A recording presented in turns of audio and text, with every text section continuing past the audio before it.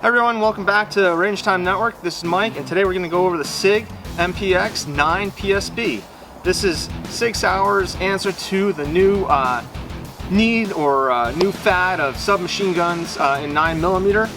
One of the cool things about this is that it's a multi-caliber 9mm submachine gun. That means, as you know, that you can switch out the barrels and the caliber from 9mm to 40 to 357 Sig. Receiving this firearm, you'll notice that out of the box it is pretty cool. Sig really sets you up with a foam cut box case, a hard plastic case.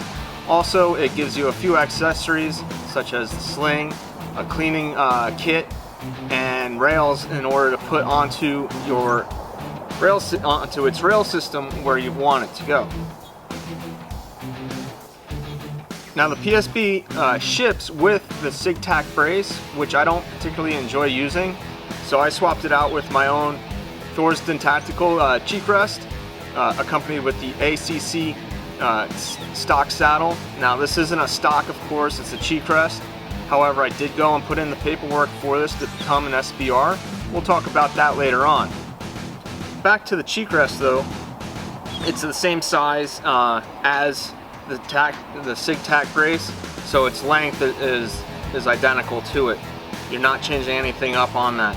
The only thing about it is with this saddle, when you go to fold the stock, it will not lock back, and that is because of the saddle that's on this buffer tube area.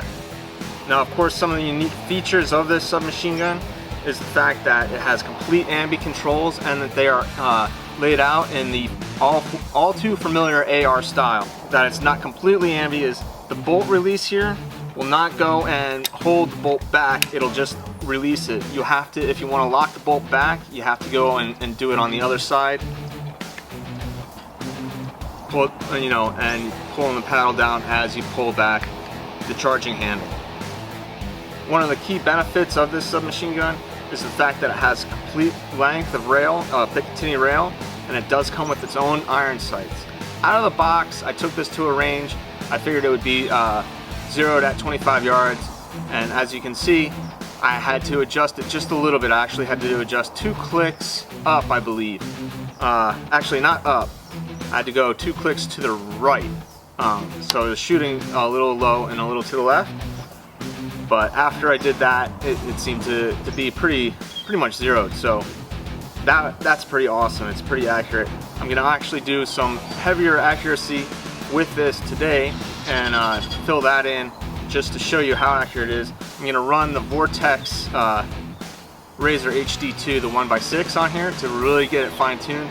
I did this a couple days ago out in the desert and it was awesome. At 100 yards, I was hitting a 6-inch steel plate consistently with this, so that's really amazing. It's actually really fun running that, 1x6 on top of this. Generally though, I was running the Spark 2, which works out really well with this as well. The Spark 2 is, I guess you can kind of co-witness with it, but I haven't done enough testing to really go and make that a satisfied answer. Now, along with changing out the Sig brace to my cheek rest here, I also was able to go and change out the grip. I love the MOE Plus. The Sig's grip is a little thin. It didn't just feel comfortable enough for me.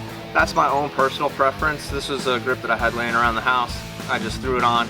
So it's not like I'm dumping money into this in order to customize it to me. If I didn't have this grip, I would have left the Sig one on. It's fine enough. Now, let's talk about what might not be the greatest thing about this rifle or this pistol, and I'll tell you what it is. Everything else is great, but the trigger. The Sig trigger is really heavy.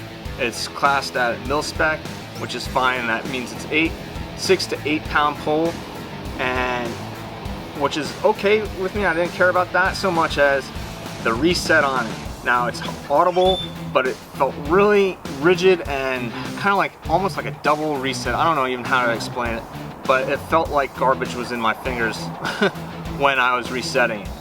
So I went and I took a Geisley SSA-E and threw it in there, and life went from horrible to awesome. Not only was I able to pull off rounds a lot faster, it was just really crisper, smoother, cleaner. So it took this and really made it into something special. Now this gun is it's powered by a short stroke gas piston. It's all held up right in here. Otherwise it comes apart just like the same.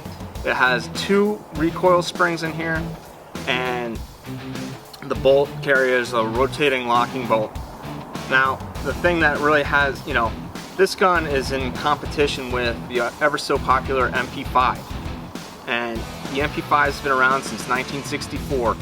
So to come up with an innovation to beat that out is pretty impressive. One of the greatest things about this pistol is that when you're done firing, the bolt will stay locked back. That's an excellent feature. It helps out. The only thing I'd like to see on this would be a forward charging handle instead of the rear one. But again, this has been done in order so people that are familiar with the AR platform can transition to this right away without having to be retrained. Since this is relatively new to the market, finding accessories for it, such as magazines and the stocks, is near to impossible. Luckily this morning I just found a store that does have magazines, so I'll be able to pick up 2. They're really expensive. They're made by Lancer, but you can't go to Lancer to get them. They're actually distributed from Sig. So you have to go to a Sig dealer and pick them up that way. And they're 60 bucks a pop, 60 to 70, so very pricey. They also hurt the shit out of your thumb when you're loading them. So I'm also looking into trying to find a speed loader for them to assist with that. To compare the Sig and the MP5, they're about the same size. Both of these are running an 8-inch barrel. This is SBR'd, so then I go and I have my collapsible stock here. One day I'll have that for this. Sig does offer one, just can't find it. One of the things though that the Sig has over the MP5 is, like I said, it's got all this real estate that's attached and it's normal, whereas the MP5 you always have to buy aftermarket rail. The sights, I like the MP5 sights, they're awesome. One of the things that you need to be very aware of if you're getting this is on the barrel, the threading on it is 13.5 by 1 left-handed. That's a European threading. It's not very common around here to find accessories for that. I actually had to special order a 3-lug adapter for this so that I can go and attach my suppressor to it. I'm looking forward to that. Another week or 2 it should come in. But with this and the MP5, the way I have the MP5 right now, this is 7.5 pounds. The MPX is 6.5 pounds as is. So we'll have to go and figure that out once I get the collapsible stock to see if that adds weight, because I do know that when I put the stock on the MP5, the weight went up. This stock's like 1.5 pounds, almost 2 pounds. So that does add a lot. As far as comfort though, they both are awesome. They're very easy to use. Recoil is negligible because of the 9mm round.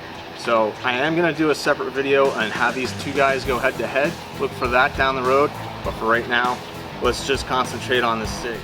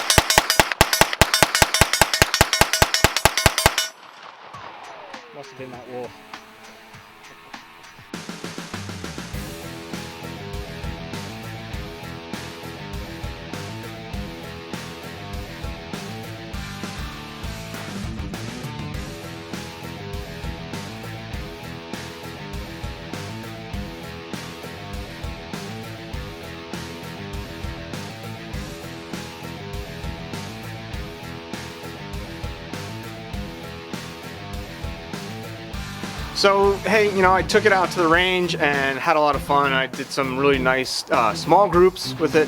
But then when I pushed it out to 100 yards, something funny happened. It wasn't grouping at all. In fact, it wasn't even hitting the target. I was really scratching my head trying to figure it out, and then it dawned on me, this is a 9mm round, and today it was extremely windy out there. I mean, I decided to go and hit it out at the berm, and I could see that I was really going way off. So I don't have those results for you guys. I'm pretty confident about this. Like I said earlier, I was hitting a 6-inch plate at 100 yards with ease on this using the Vortex. So, you know, going forward, I'm gonna still test it out. This is my first impressions video. I'm glad that you guys made it along with me all the way to the end here. And I just wanna say, this is one hell of a pistol, man. And really, it's gonna be an SBR. Like I said, I put the paperwork in for that, and that's gonna really go and tie this together. What makes this really a special gun. So, other than the trigger, everything else on here seems really awesome. Now, this is my first week owning this firearm, so I'm gonna have to take it out and test it a little bit further. I'm gonna have a follow-up video in a couple weeks. I'm actually going out of country, and then I'm coming back.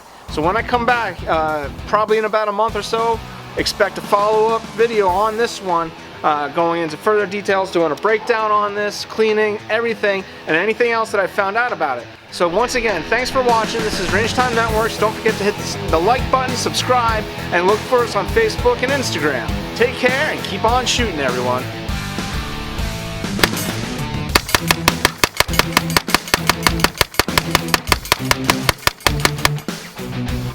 Woo! Now that was the best.